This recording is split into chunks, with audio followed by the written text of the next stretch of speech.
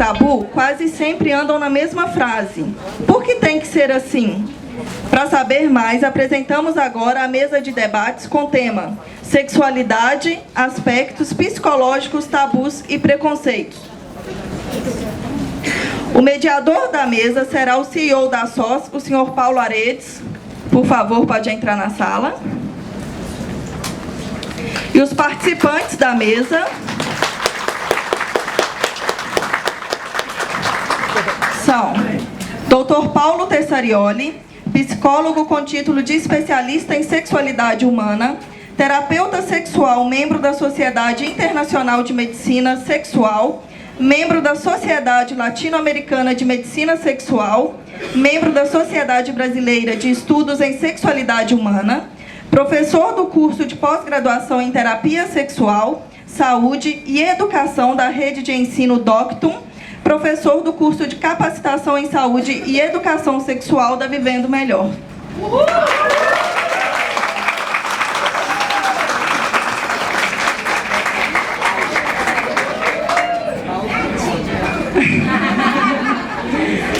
Ana Cristina Gering, fisioterapeuta pélvica, graduada pela PUC do Rio Grande do Sul em 2011, viajou durante um ano pela Nova Zelândia para ampliar seus conhecimentos na área de uroginecologia. Realizou formação em kinésio taping, também conhecido como bandagens funcionais, e curso na Austrália em incontinências urinárias. Retornando ao Brasil, fez o curso de personal gestante em São Paulo, além de iniciar os estudos em manipulação visceral. Na área de uroginecologia, possui a formação internacional, formada em disfunções coloproctológicas, pós-graduanda em fisioterapia pélvica pela Inspirar 2003, formação em radiofrequência nas disfunções pélvicas.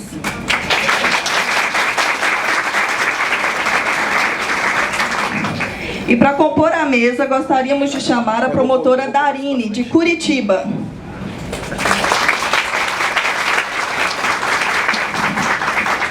A mesa terá duração de 40 minutos, com introdução ao tema. Bom, obrigado pelo comparecimento de vocês, é um prazer tê-los conosco.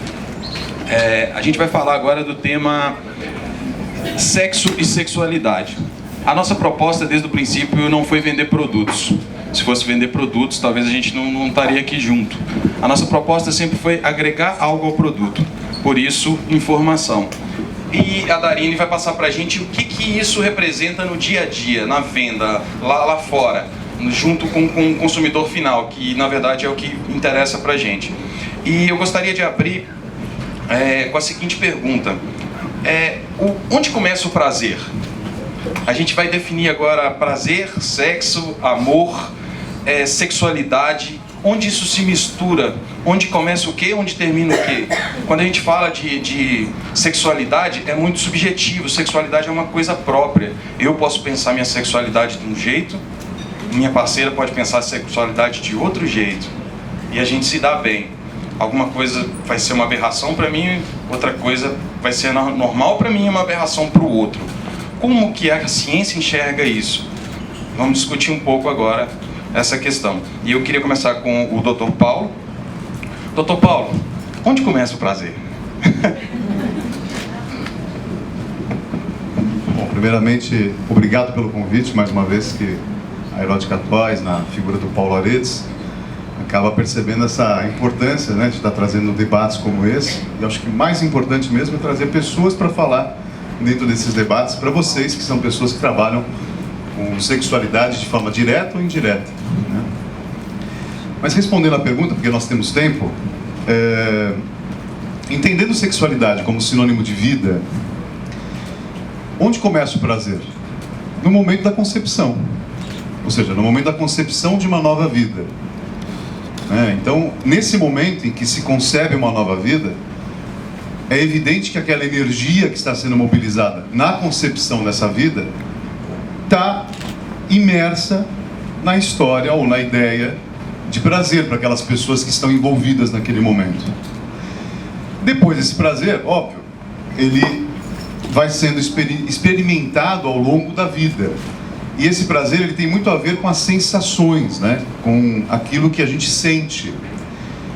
O prazer também pode ser entendido como algo, entre aspas, né, em oposição à dor.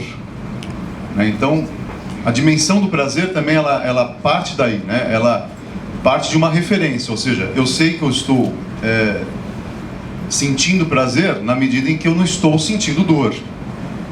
Né? Então, essas sensibilidades, elas norteiam, elas vão dando para nós uma espécie de um norte, como se fosse uma bússola, né? E vai trazendo para nós uma concepção daquilo que é sexualidade, que é nada mais do que sinônimo de vida, como eu falei no começo da minha fala. Então, na vida, né, existem sempre dimensões de prazer, ou aspectos ligados ao prazer, aspectos ligados à dor, né? Então, é nesse balanço, né? Como se fosse dia e noite, né? Como se fosse trabalho e descanso, ou seja, nessas polaridades que a gente vai dimensionando o que é prazer. E como o Paulo comentou, né, no início da sua explanação, a análise disso é muito subjetiva, ou seja, cada um tem a sua forma de conceber isso. Então o prazer se inicia na concepção da vida, né, respondendo mais objetivamente a sua pergunta. Ana, como que eu vi que a Suelen teve dificuldade, então eu nem vou me atrever a falar o nome da sua especialidade, né? Mas como que a sua especialidade enxerga essa questão do prazer? A gente entende que o Paulo está bem ligado na questão da psicologia, e a sua área ela é uma área mais voltada para o lado científico, para o lado da ciência realmente. Como que a sua área enxerga essa questão do prazer? Onde começa o prazer? Para urofisioterapia, que a gente chama, a parte uroginecológica. Então, eu acabo atendendo várias pacientes durante um ano, e mesmo que elas venham por algum problema de perda de urina, por algum outro problema, eu sempre pergunto da parte sexual, porque eu acho ela extremamente importante. E eu vejo que essa dificuldade de ter prazer, ou de atingir o máximo do prazer, está sempre aqui, ó, na cabeça. E quando eu começo a conversar um pouco mais, para saber qual que é a dificuldade em ter o prazer, se está no toque, o que está acontecendo, a gente acaba vendo que essa busca do prazer começa desde lá, quando a criança tem uns 3, 4 anos, que ela está sentada, começa a se roçar numa cadeira e ela começa a sentir aquilo da cosquinha, ou que ela vai tomar banho, vai se lavar e sente aquilo da cosquinha. O que acontece? Muitas vezes os pais acabam recriminando, dizendo, nossa, que feio, que horror, fecha aí, e senta direito, por favor, e não sei lá o quê. E isso acaba criando uma coisa muito ruim na cabeça das crianças, porque elas estão lá se roçando, elas não entendem se aquilo é feio, se é bonito. Para elas aquilo é uma coisa, só que é uma sensação boa, uma sensação de cosquinha. E daí chega o pai e fala que aquilo é feio. Daí tá aí a construção, acho que para mim, da sexualidade, do prazer. Porque daí isso acaba gerando uma confusão na cabeça dessa criança já, porque ela tá achando que aquilo dá prazer, mas daí vem o pai e diz que não, isso é feio, isso é impuro, isso é impróprio. Daí isso vai... A criança já não pode, ela já não tem, em vez do pai chegar e conversar, não, isso é uma coisa que... explicar o que pode ser essa cosquinha, que ela não pode, às vezes, fazer em público, que aquilo ela tem que reservar para a intimidade dela, em vez de conversar, eles acabam punindo, e isso a criança vai levando para a adolescência, vai levando para uma vida adulta, daí vai chegando, vai ter um relacionamento, e daí como é que ela vai aceitar o toque do parceiro se aquilo lá sempre foi instruído como se fosse uma coisa feia, nojenta, não pode, que coisa horrível, né? Então, para mim, a construção do prazer começa ali mesmo, desde criança, e para mim os pais são bastante fundamentais nessa construção, porque se eles dizem que é muito feio, que é proibido, que é nojento, eu tenho certeza que aqui, ó, a cabeça vai ficar bem ruim. E se a pessoa não tiver depois uma cabeça boa para ir procurar informações para ver que aquilo não é feio, porque a maioria de nós deve ter recebido instruções assim, que isso é feio, né? Por causa da criação dos nossos pais. Mas tu não tem uma cabeça boa de procurar informação, de ver novidades e coisa, isso realmente pode estar gerando vários distúrbios no futuro, né? E grande parte dos meus pacientes chegam com problema por causa disso. Eles receberam instruções erradas dos pais, que não souberam como passar essas informações para eles, e depois no futuro foi acabando diminuindo essa procura pelo prazer, essa satisfação com o prazer. Então, pra mim, realmente, é bem nessa faixa etária que começa o prazer mesmo. Mas nada que isso não consiga ser renovado no futuro. Eu acho que tudo tem jeito, mas daí a pessoa tem que ir procurar informações, né? Bom, Darine, a gente como consultor e consultoras, né, a gente não deixa de ser um pouco psicólogo, né? A gente faz uma terapia ali no campo, né, junto com o nosso cliente. E a gente ouve muito deles situações que fazem a gente pensar sobre sexualidade, sexo e sobre o prazer em si. O que você tem visto no campo, junto com esses clientes? O que você pode trazer para a gente do que você acredita que onde começa esse prazer? O que eles buscam? Onde ele inicia essa busca em relação ao prazer? Bom dia a todos, obrigada pela oportunidade de estar aqui. Na prática, eu trabalho muito com mulheres, acho que a maioria de nós trabalha muito com mulheres. E na prática o que acontece? Ela chega sem prazer, ela chega sem tesão, e o que a gente vai fazer para ajudar elas? Né? Ela não vai procurar um psicólogo para entender por que ela não está sentindo prazer. Ela vai atrás da gente, porque a gente vai na casa dela, a gente vai fazer com toda a descrição possível, ela não precisa ir numa loja. Então, normalmente nós somos procuradas para tentar ajudar essa mulher que está sem prazer, que está sem tesão. Aonde eu vejo que é o maior problema? Ela não tem tesão só na cama, só o tesão sexual, ela não tem tesão na vida. Essa coisa de a gente está numa situação muito complicada, é essa nossa geração de mulheres, porque a gente não é mais a dona de casa, não se aceita que nós somos mais a dona de casa, a mãe de família. A gente tem que ir para o mercado de trabalho, a gente tem que ganhar o dinheiro, mas ainda tem que chegar em casa, cuidar da família, dos filhos. Nós somos sobrecarregadas. Que vontade que eu vou ter de sentir linda, maravilhosa, colocar uma lingerie e ainda seduzir meu marido? Então é aí que a gente tem que ajudar. A maioria das mulheres, as minhas clientes, elas não se tocam, elas não buscam o prazer sozinha. Nós temos que ajudar elas a buscar o prazer sozinha e não só com o companheiro. Não depender dele para sentir prazer. E isso a gente ajuda indicando alguns produtos. Por exemplo, uma mulher que nunca usou nada, um excitante em gotas, né? O Chinese é perfeito para isso, porque é algo que ela vai começar devagarinho. E a gente tem que mostrar para elas que elas podem sentir prazer, que elas podem sentir com elas mesmas, no banho, passando um hidratante, passando um óleo no corpo, porque elas não entendem essa parte psicológica não, mas isso foi proibido, não posso abrir as pernas. Não, ela quer saber agora o que ela vai fazer para melhorar. E a gente, como consultoras, a gente vai ajudar nesse aspecto, né? A mulher tá sem prazer, tá sem tesão, porque está sobrecarregada, não está cuidando de si. E nós temos que ajudar essa mulher a cuidar de si, a se achar linda, a se achar maravilhosa e poderosa. Aí ela vai conseguir começar a sentir prazer e sentir tesão não só na cama, mas na vida também, né? E uma coisa vai puxar a outra. Legal, obrigado, Darine. Bom, a gente vai falar um pouco de história. Eu acho legal a história, porque a história ela vem ensinar pra gente como que vai ser o futuro. Eu acredito muito nisso, porque eu acredito que a coisa é cíclica, né? E é dito e foi pesquisado, né, que a coisa ela tende a retornar em determinado momento. Então, muitas das coisas que a gente usa hoje são coisas que vieram lá de trás, que só se renovaram. Bom, eu li um texto que diz que na Grécia Antiga, o homem ele tinha uma esposa definida, uma amante definida e um jovem que acompanhava ele na batalha, na guerra, e até então a coisa estava bem clara. Então eu tenho uma esposa, eu tenho um amante e tenho um jovem. Aí os romanos dominaram o mundo e pegaram essa teoria dos gregos e falaram assim, não, a gente vai fazer o seguinte, eu quero a amante que pode ser minha esposa e quero esposa que pode ser minha amante, e o jovem agora ele não vai só me acompanhar na guerra, ele vai me acompanhar na cama também. E abriu-se essa questão sexual e a coisa virou meio que, né, um bacanal. E o cristianismo veio e de alguma forma segurou isso e falou, não vamos deixar eu seguir por esse caminho que a coisa não vai ficar legal. E só que ele segurou pesado isso. E a sociedade desde então vem tentando de alguma forma desmistificar essa questão de que tudo não pode.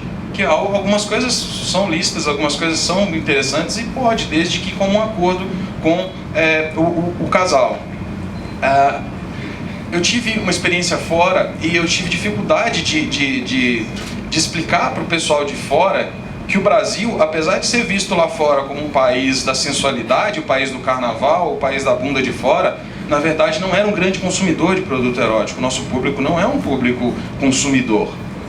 A gente está trabalhando isso a muito custo. Vocês que estão na rua, que estão trabalhando, que estão lá na casa do cliente, sabem da dificuldade de inserir o produto no mercado.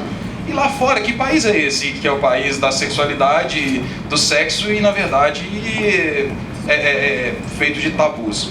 Então, eu queria ter agora de vocês a palavra na questão técnica de como que influencia a sexualidade, a vida sexual da gente, a questão da sociedade, da região onde a gente está.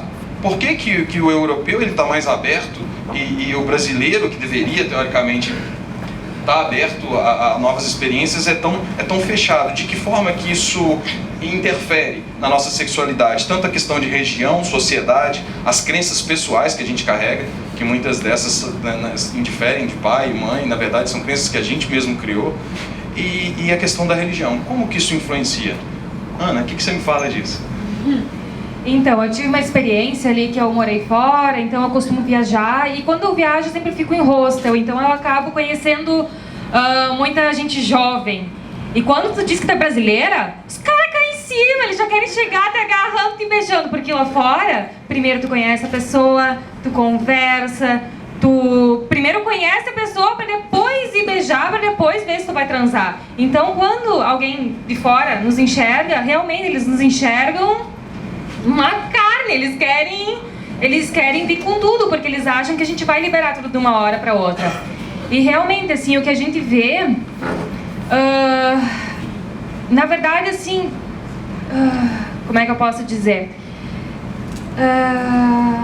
A gente vai para uma festa, a gente sabe que as mulheres estão querendo mostrar, porque elas vão lá com decote assim, não sei lá o que, a saia lá e cheia de transparência, mas também a mulher quer ser respeitada. Só que quando tu vai para fora do país, às vezes a nudez não é vista como uma coisa feia. Pra gente já é vista como uma coisa feia porque é uma coisa cultural nossa. Só que se uma mulher desfilar só com tapa-sexo no carnaval, isso não é uma coisa. Isso é uma coisa linda, maravilhosa, tá ali glamouriando, né? Mas daí aparece lá, como lá em Porto Alegre tá acontecendo, né? Que toda semana vem alguém querendo fazer protesto e fica andando pelado no meio da rua. Isso aí, às vezes, em parques fora do Brasil, não é visto, meu Deus, essa mulher tá querendo dar pra todo mundo, tá querendo exibir o corpo, só querendo se mostrar. Na verdade, a gente tem um conflito ali, né? Que realmente acontece. A gente tem alguma coisa meio pesada em relação à nudez. Mas em ser relação a sensual, a gente não tem um negócio tão pesado, porque a mulher pode se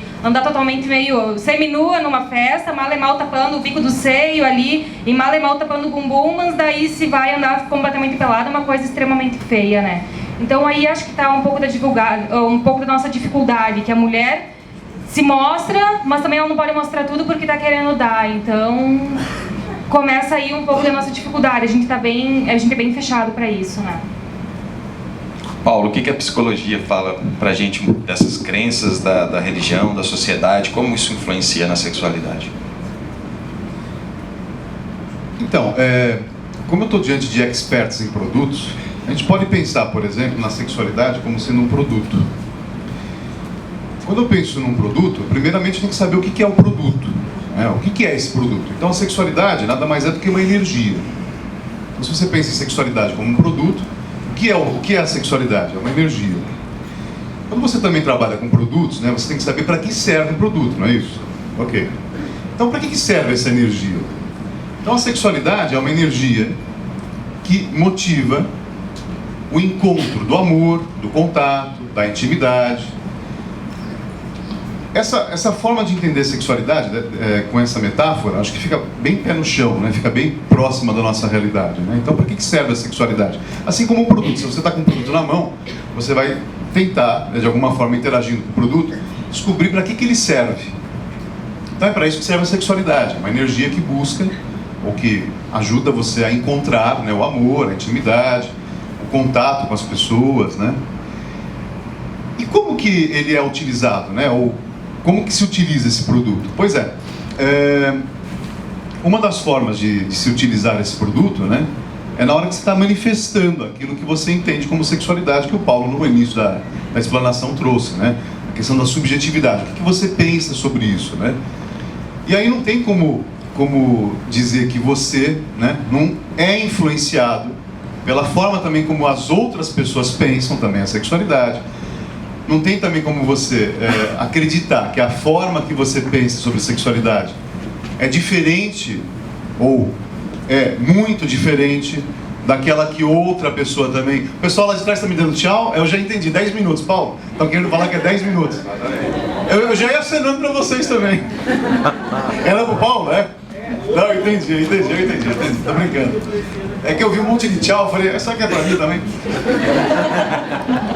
Então não tem como entender, né, que a forma como eu penso, ela é única e exclusivamente minha, e aí isso não vai ter repercussões na minha vida, tanto pessoal, social, enfim, né, como as outras pessoas também partem desse mesmo princípio, né.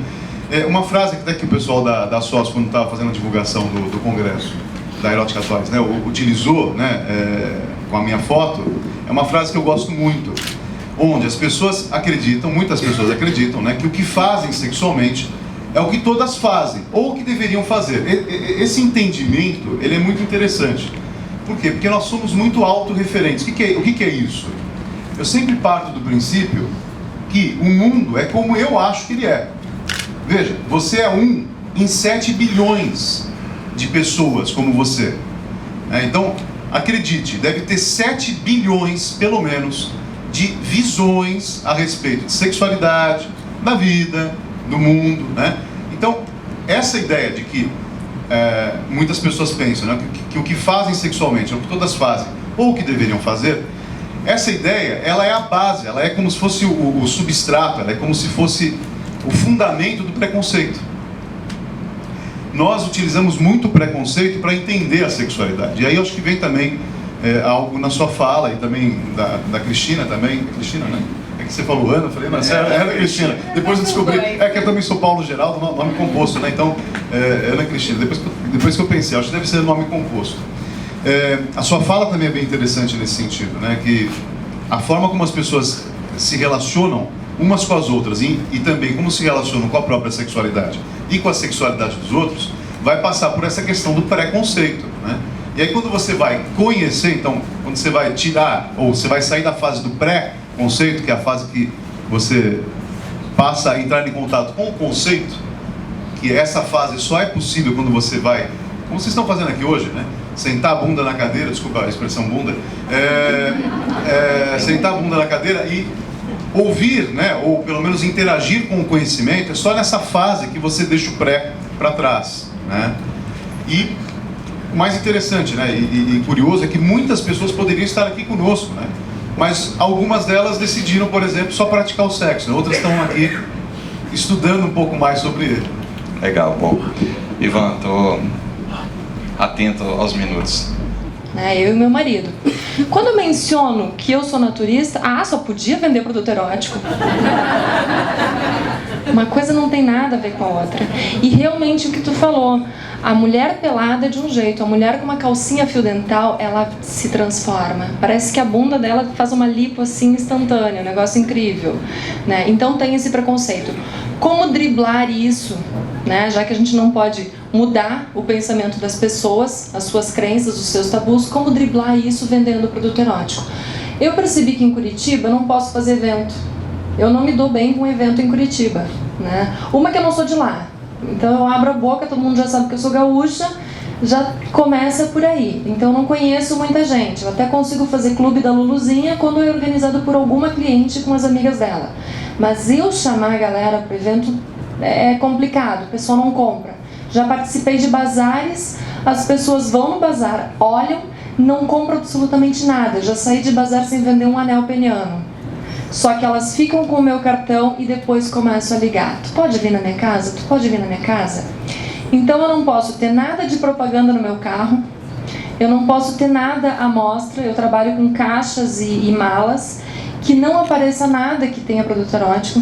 A maioria delas não me adiciona no Face. porque lá no Face eu digo que eu vendo produto erótico, elas não querem nem ser minhas amigas no Face. Então, a descrição nesse caso é tudo, né? Aquilo que a Lisiara falou. O que a fulana comprou? Não sei o que a fulana... Eu esqueci o que a fulana comprou. A fulana comprou? Não comprou. Sabe? Isso elas prezam. E isso é que me mantém viva no mercado. É a confiança. Elas têm que confiar muito na gente. Legal, obrigado, Darina. Ô Paulo, a gente pode interagir também com os nossos participantes aqui da mesa? Deve. É? Apesar que eu vou entrar num assunto quentíssimo agora. Então eu vou deixar você esquentar. Eu acho que eu vou deixar você começar esse, porque esse aqui realmente vai ser muito quente. Eu vou tentar juntar alguns assuntos, porque, gente, a lista era imensa, era uma lista bem grande. Mas vocês veem que falar de sexo, a gente poderia ficar aqui um dia inteiro com os três e além dessas aqui, iam surgir perguntas de vocês também e a coisa não ia acabar. Bom, a gente vai falar de tabu, e tabu é uma coisa que está totalmente ligada ao nosso mercado e aquilo que a gente decidiu fazer. E eu ia contar a história de como nasceu o beijo grego, que foi super interessante, mas acho que eu não vou ter tempo. Então... Bom, então vamos lá, eles aumentaram 10 minutos ali pra gente contar a história. Eu tava, quem não conhece a empresa, eu sei que tem gente aqui que conhece a empresa e tem gente que não conhece, mas o escritório fica em cima, embaixo a gente tinha um showroom, hoje a gente tirou o showroom por questão de espaço, mas a gente tinha um showroom embaixo e o galpão onde o pessoal fica fazendo, e eu fico lá em cima no escritório um dia, e sempre tinha lá no showroom, o pessoal ficava rindo e discutindo, porque sexo desperta isso, e é o legal, é por isso que eu gosto de trabalhar com isso. Isso é bacana falar de sexo. E eu tô lá em cima, no escritório, e lá embaixo tá muito riso, e gargalhadas assim, assustadoras. E eu, poxa, sempre teve riso, mas aquele dia tava demais. Eu resolvi descer, eu falei, eu quero rir também. Pô, tá tão chato eu aqui em cima, né, o pessoal rindo lá embaixo, deixa eu rir. Aí cheguei lá, todo mundo parou. Só tinha eu de homem, ninguém queria falar. Eu falei, mas o que tá acontecendo? Então, é o beijo grego. Eu falei, gente, beijo grego? É o beijo grego. Falei, mas e aí, tá? Mas o que é beijo grego? Todo mundo riu, eu queria falar que era beijo grego. Franguinho assado, beijo grego. Eu falei, gente, e aí? Franguinho assado, beijo grego e tal. Aí uma resolveu e falou, gente, beijo grego é o sexo oral que a mulher faz no homem e que tá super atual. Inclusive as garotas de programa, no jornal, faço isso, mas beijo grego. Então virou, né, algo a mais, um upgrade no trabalho prestado por elas. E eu não conhecia aquilo, e aquilo foi assustador para mim. Eu falei, poxa, beijo grego? Que legal! E realmente funciona? A mulher falou, funciona? Eu e meu marido... Aí ela abriu pra mim, eu e meu marido, se não fizer, ele não dorme. É uma coisa maluca e tal. Eu falei, gente, esse negócio é muito legal. Esse negócio vai virar um produto. Eu vou fazer um produto pra isso. E o nome desse produto vai ser beijo grego. E na hora que eu chamei a química e falei, cara, eu preciso de um produto pra isso, ela já falou, não acredito que você vai fazer isso. Fazer. Eu preciso que ele seja assim, assim, assim. A área é assim, preciso que ele dê essa sensação, preciso que ele mexa com a questão de olfativa e que ele crie alguma sensação para ser legal pro homem, apesar que eu acho que a sensação já é fora do comum, né? Eu não sei, nunca fiz. Mas, né, deve ser algo fora do comum. Né? E acertou direitinho. Resolvi criar o produto. Criei esse produto. E esse produto, acreditem ou não, é sucesso de vendas, é um dos best-sellers hoje da empresa, é o beijo grego. Então, ou seja, se vocês não conhecem e não praticam, vocês não têm o upgrade. Então a gente vai falar disso. A gente vai falar um pouco de tabu. E já que nosso tempo está curto, eu vou juntar duas coisas. A gente vai falar da estimulação anal no homem heterossexual. Isso é legal. Aqui não existe discriminação, mas heterossexual. Eu sou hétero e eu posso ter uma estimulação anal. Até onde isso é saudável, até onde isso é interessante? Tudo pode? A sexualidade permite isso? O amor e o sexo, onde começa o amor, onde vira sexo, onde é sexo e onde começa o amor?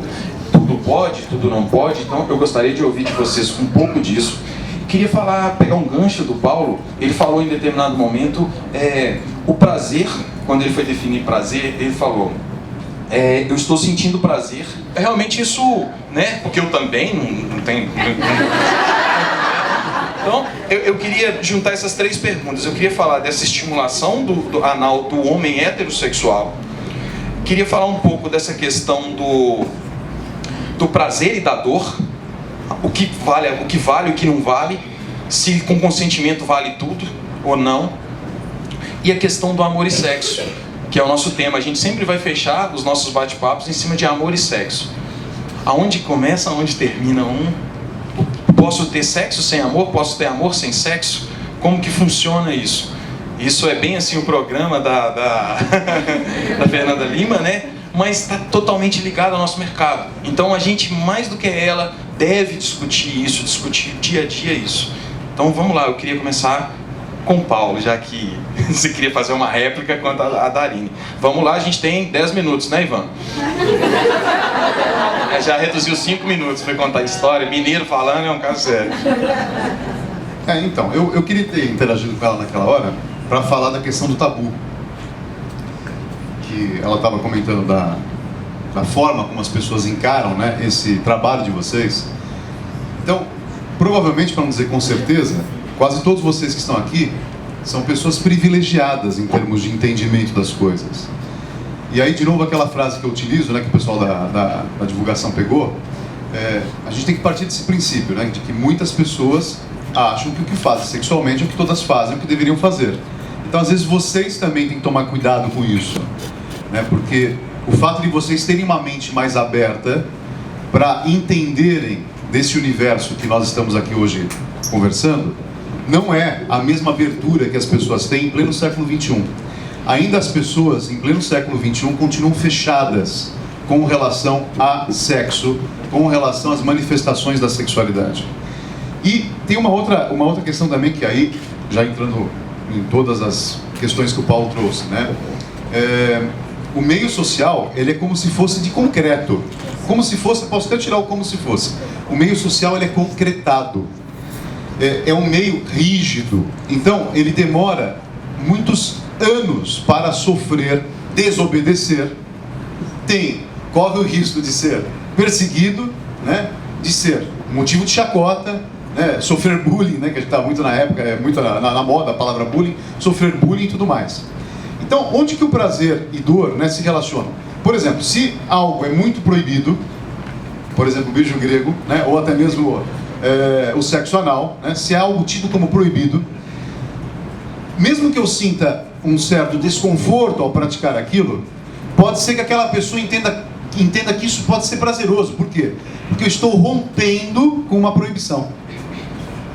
Então, do ponto de vista subjetivo, do ponto de vista pessoal, romper, ou seja, quebrar uma imposição, mesmo que seja no silêncio ali, né, daquele momento com o outro, ou com a outra, ou com alguém ali junto, dividindo aquilo. Bom, eu tenho tempo para abrir pergunta? 2 perguntas no máximo? Então eu vou abrir 2 perguntas, vou pedir para que vocês sejam bem rápidos na resposta. Alguém tem alguma pergunta? Tem um aqui, um lá. Oi, bom dia. Eu sou nova como consultora. Eu tenho muita dúvida em relação a fetiche. Se tem, por exemplo, quando a pessoa gosta de sentir dor extrema. Se tem alguma coisa a ver com psicologia, com infância, algum maltrato, ou se é uma coisa saudável, que ela só gosta porque é dela. Qual que é o seu nome? Viviane, e eu sou aqui de São Paulo. Acho que é isso. Viviane, a sua pergunta é para quem? Para quem quiser responder, a minha dúvida assim, é uma coisa mais de psicologia. Se é uma coisa saudável ela sentir dor, eu tenho uma amiga que ela gosta de sangrar, ela é lésbica, e ela contou que a minha teve uma relação com uma lésbica e elas se bateram de sair sangue, e aí assim, ela teve orgasmos incríveis. E aí eu olhei pra ela e falei, gente, porque se eu sinto dor, parou, esquece, só na semana que vem você nem me cura porque você me causa dor. E ela falou que, nossa, pra ela, se não tiver dor na relação, ela não tá legal, ela nem repete com a pessoa. E aí eu olhei pra ela e falei, mas será que ela é normal? Mas não falei, né? Só pensei. E nesse mundo de agora vendendo produto erótico, eu tenho muita cliente que gosta e eu pergunto, será que é normal? É alguma coisa que veio da infância, que ela apanhou muito e desenvolveu esse prazer, ou é natural? Como é que vocês enxergam isso? Bom, como tem essa questão de dor, de sangue, acho que vou tentar, se vocês puderem ser o mais rápido possível, eu vou te dar duas respostas. Uma na questão da psicologia, como tratar isso aqui, e a questão física, né? Porque essa dor, pelo que eu entendi, é na penetração, uma coisa do tipo, né? Que gera sangue, eu não sei, eu vou estar cortando a pessoa. De bater, Poxa, exato. Eu não vou deixar a Darine falar, porque senão ela vai falar que ela pratica isso. Então, vamos lá.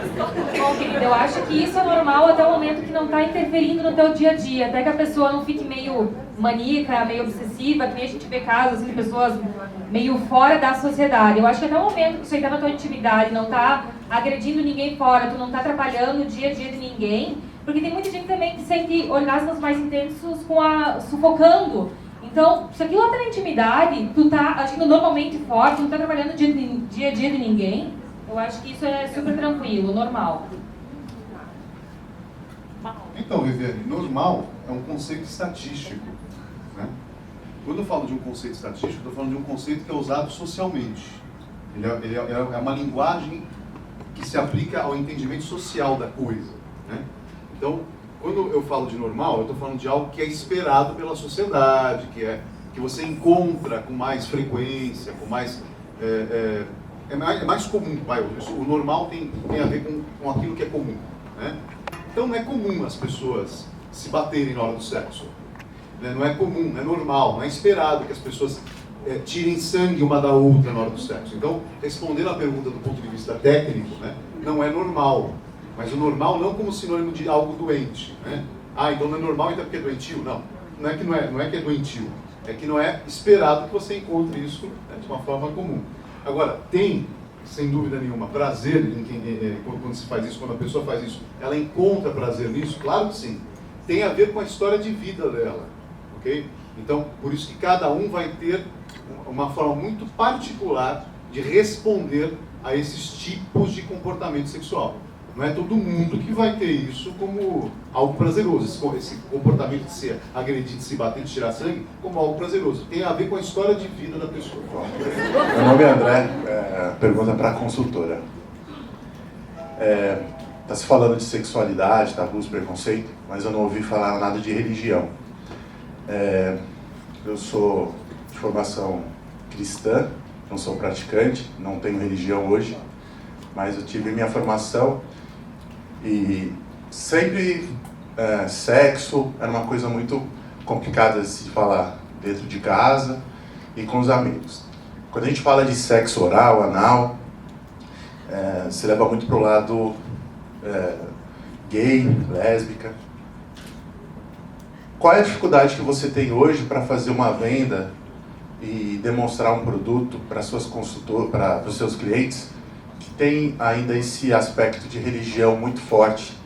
Porque 80%, acho, ou um pouco menos agora, do povo brasileiro ou é católico, no caso protestante, ou evangélico. Então, assim, a gente tem muito tabu em relação à igreja, à religião. Como que você faz para quebrar esse tabu com essas pessoas que ainda têm isso mais forte em relação ao que pode e o que não pode com o produto erótico? Tem uma dificuldade muito grande, né? Porque não é aceito, não é tudo que está aceito, que é aceito. Então, eu tenho uma premissa na hora de vender, sendo religioso ou não, é o respeito, né? Eu não sou religiosa, eu não pratico nenhuma religião, né? Eu tenho outras formas de acreditar em Deus, enfim. Mas o respeito é sempre o essencial. Então, o que eu gosto pode ser que a minha cliente não goste, né? Toda vez que eu vou fazer uma venda, a primeira vez que eu não conheço aquela cliente, eu começo com algumas perguntas. Tu já usou produto erótico? Já usou com o teu companheiro? Já conversou com ele sobre isso? Até onde vocês foram? Eu preciso saber mais ou menos aonde eu estou pisando, né? Mas, de qualquer forma, a coisa do respeito tem que ter sempre isso em primeiro lugar, né? ela é religiosa e eu não sou, eu tenho que respeitar o ponto de vista dela. Então, eu tenho até algumas consultoras que elas tiram as últimas páginas do catálogo, né, que deixam só os cosméticos e algumas lingeries, porque a parte dos brinquedos, dos fetiches, só de olhar já agride para algumas pessoas, né? Então o ideal é conhecer o teu cliente. Eu, como não tenho muitos clientes evangélicos, eu não preciso fazer isso, mas eu tenho consultores que fazem isso e eu sempre oriento. Vai atender evangélico, vai atender alguém religioso, tenta tirar a parte do final do catálogo, tá? E sempre respeitar a posição daquela pessoa. Legal, Darine, pergunta boa. Bom, infelizmente nosso tempo acabou, como eu disse, tinha vários assuntos aqui, temas pra gente falar, mas a gente vai ter outras mesas na parte da tarde, vários assuntos legais. A gente tem um dia inteiro pra gente trocar ideia a respeito de amor e sexo. E eu acho que vai ser bem produtivo. Eu queria agradecer a presença de vocês e dizer que, por esse bate-papo, pelo que eu entendi, né, no amor e no sexo, tudo pode, desde que seja permitido. A gente da SOS, a gente respeita a religião de cada um, a gente respeita a posição de cada um. Eu gostaria de deixar isso claro. A ideia é essa, né? Democratizar o produto erótico. Como ela falou, tem gente que aceita até aqui, daqui para lá não, e a gente respeita isso. E no final deu a entender que a SOS, vocês podem tudo. Obrigado.